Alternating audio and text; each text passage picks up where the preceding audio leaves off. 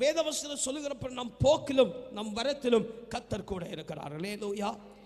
பக்தன் சோத்திரம் யோபு தாவீதெல்லாம் சொல்லும் பொழுது அவர் சொல்லுகிற காரியம் அதிகம். நான் பரலோகத்தில் போனாலும் நீர் அங்கே இருக்கலாம், பாதாளத்தில் போய் படுக்க போட்டாலும் நீர் அங்கே இருக்கிறீர். அல்லேலூயா.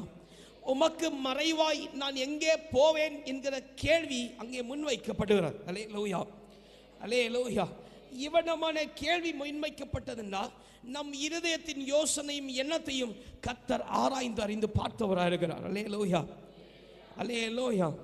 ஏன் சொன்னா சீஷர்கள் கூடி ஒரேல கூடி கதவை பூட்டி போட்டு உள்ளே கூடி இருக்கும் பொழுது கர்த்தர் உள்ளே பிரவேசித்த ஆண்டவர். அல்லேலூயா.